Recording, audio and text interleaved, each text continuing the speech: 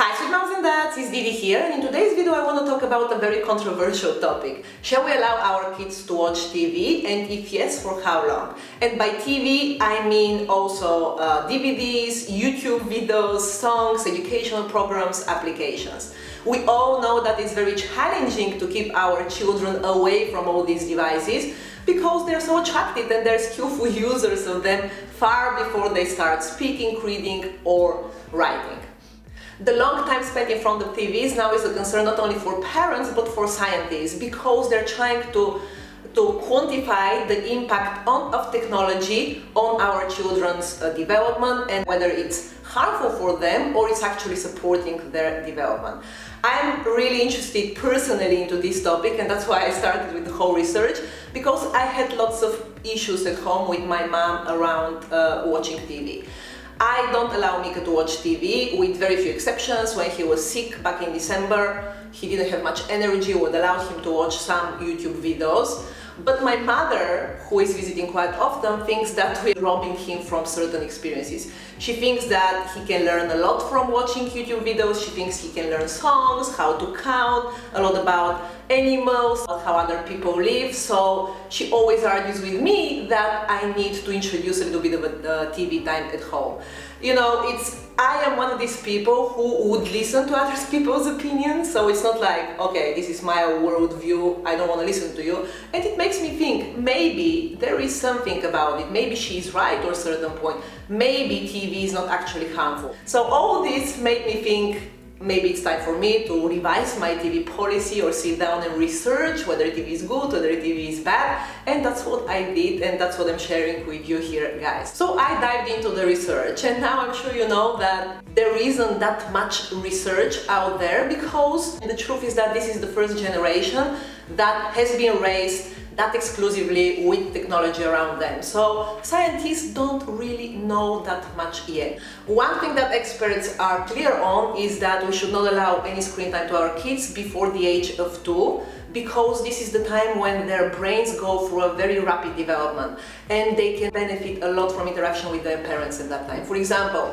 when they talk to the mom or when the mom is reading a book, there is so much going on in the communication between the parent and the child, in the body language, in the facial expressions, and the child learns much quicker through that communication. So according to some experts, a child will learn more even if you're cooking and he's banging on the floor with the pens, because every now and then you give him a look and you communicate something to him, than from watching TV.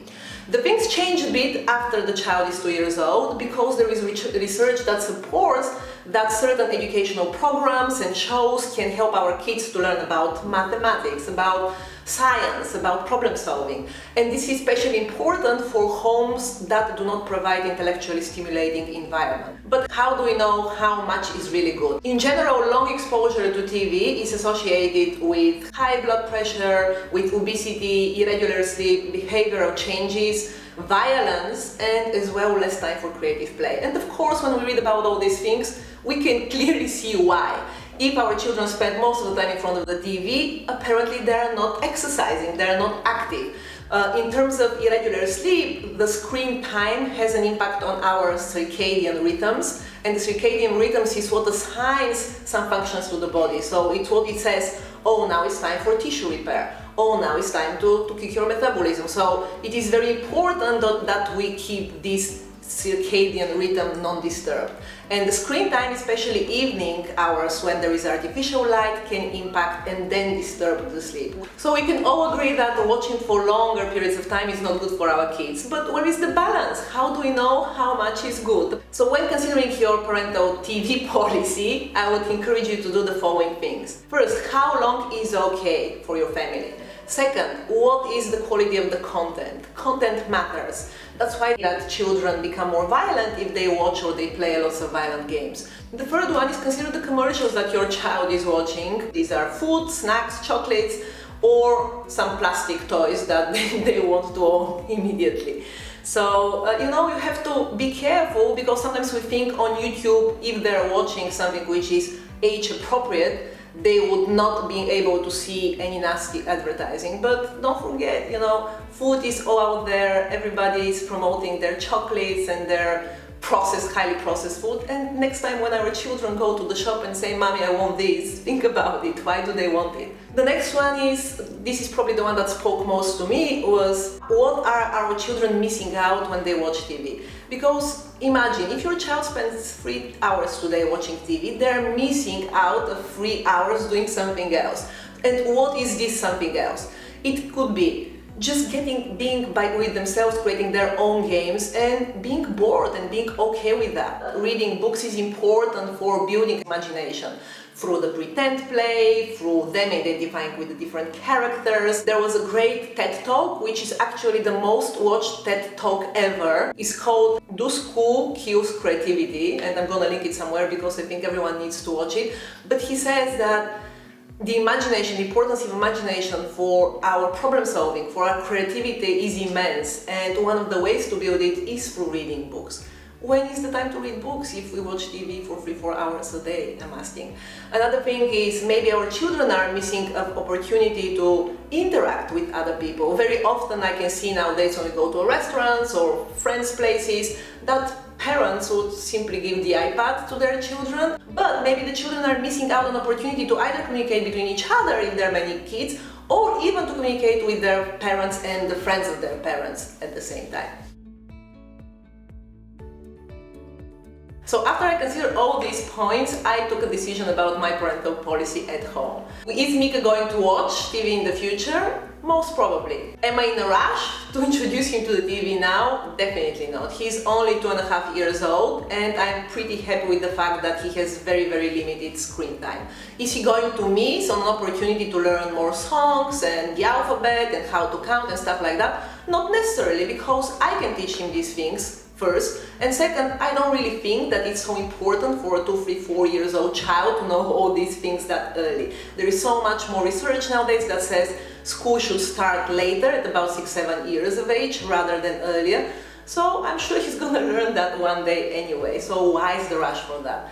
Will I be happy if I have the TV as a babysitter? Honestly, yes, of course I will be happy. You know, every now and then you need some time for yourself and you want someone to entertain your children. Would I build this habit though? No, for sure, because this is how, after that, I'll have issues to wean him from these bad habits. So I'd rather get him involved in helping me with the cooking, helping me with the laundry. That's actually what I do. If I have to prepare my clothes for tomorrow, I ask him to come and help me, you know, what to choose, how to put it. So he's entertained, at the same time he has interaction with me, and then at the same time I can do something. It's not like you never ever are able to do any work at home because you have a little child.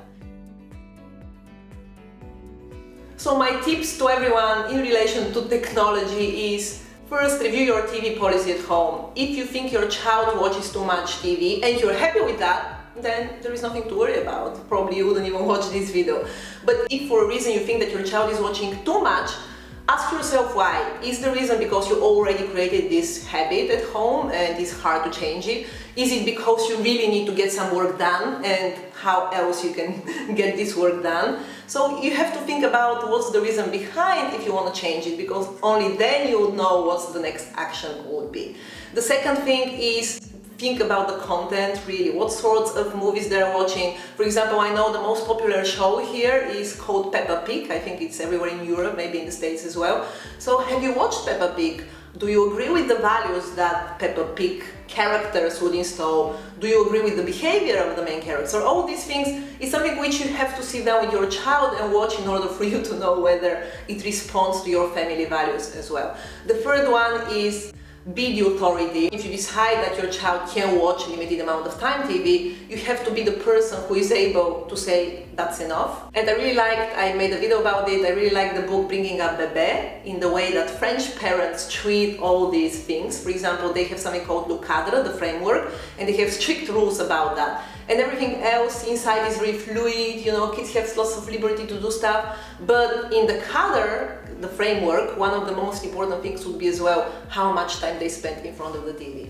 Because honestly, in the very rare cases when I'll go home and my mom is here taking care of Mika and she quickly closed down the laptop so I don't see she's, you know, showing him movies, I can see his reaction. He is angry, he doesn't like it. You know, TV is so addictive, it releases dopamine in their brains, he just wants to watch more and more, and I really don't like this behavior. So even if you have that at home, regardless how long your children are watching TV, you have to be the authority telling them enough, that's it. The next one is be the example. You cannot just tell your child don't watch TV if all you do in the evening is watching lots of TV. You cannot tell them don't play with your laptop if you're sitting in front of your laptop all day, even if you say I'm doing work and they're not. You have to be the example, and it's really funny because when I was preparing for this video, I read a lot of research, not only research, but I read a lot of experience of people who decided to decrease the amount of time they spent in front of TV, not for their kids, for themselves. And there was a guy who is a blogger, and he said he went on a 30 days challenge with his wife, and he said it was so hard, especially the first days, because they didn't know what to talk about. And then he said that only in the first week, living without TV, he learned more about his wife than for the 6 years they've been together. So imagine, how many new things you can do if you decide not to watch TV. And next one is watch together as much as you can. A child, in that case, you can discuss the movie that you watch, you know what they're watching. They can benefit from human interaction at the same time as they benefit from being exposed to technology. The last thing really is to teach them stuff instead. Well, of course, they're not going to learn about how to count if they don't watch 1, 2, 3, 4 songs all the time, but you can teach them how to do it through play, through active play with them. So that's it from me, beautiful people. I really hope that I gave you some food for thought. Certainly it was very useful for me to do all this research and to find out about myself what I want to implement in relation to TV time at home.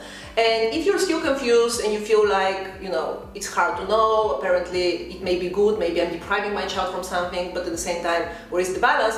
I would invite you to just sit down quietly and to ask your intuition, because you know best. That's what I did at the end. I just sat down quietly and I said, how do I feel about it? And honestly, I don't feel great about allowing Mika to watch TV, so that's my decision for the moment. Will it change in the future? Most probably it will, but at least I know that I'm taking the right decision for me and my family at the right time now.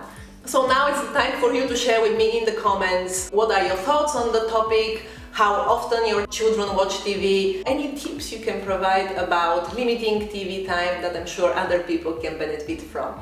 So thank you so much. I really hope you like this video, and if so, give me a thumb up and share with your friends, and please subscribe for my channel. I'll see you next Tuesday. Bye!